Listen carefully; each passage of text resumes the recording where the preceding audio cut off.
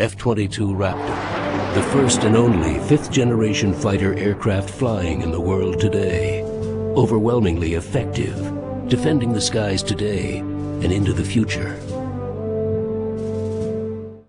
You talk too much. I can't believe the things that you say. Dennis Hastert. Chris Dodd, Richard Lugar, the Syrian ambassador, Israeli ambassador, Peter Hoekstra, Jane Harman, John Bolton. John Bolton. Josh Bolton.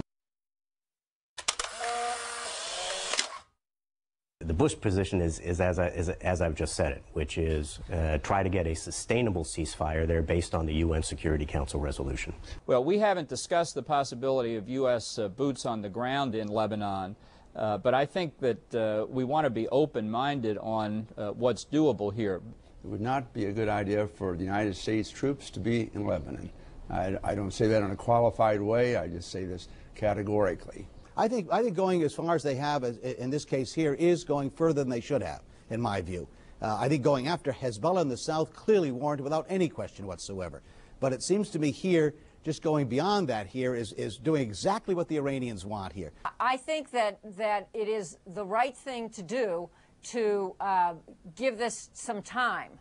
I don't think an immediate ceasefire makes any sense. Whenever there was a crisis, past U.S. administrations would immediately engage with Syria, and we would usually play a constructive, positive role towards alleviating some tension or reaching a settlement or a compromise. This administration has the unique position of not talking to Syria. I mean, Syria doesn't need dialogue to know what they need to do. They need to lean on Hezbollah to get them to release the 2 captured Israeli soldiers and stop the launch of rockets against innocent Israeli civilians. I believe that we probably should have talks with Syria on a regular basis. Seems to me that Syria clearly is the conduit for Iranian influence coming through Hezbollah to attack Israel.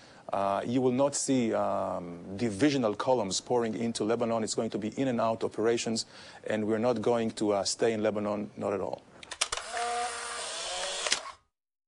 Well, I think Senator Voinovich's announcement was obviously I much appreciated it, and I think it represents a fairly dramatic change in the political dynamic in the Senate. No, this is going to be a bruising fight. I regret this. I'm sorry the administration wants to go forward with this. The problem still persists. There's a strong piece today. Many ambassadors at the UN feel he hasn't done a good job there. It's polarized the situation. The president thinks that embryo, that fertilized embryo, is a human life that deserves protection. But does he accept or reject the use of the word murder?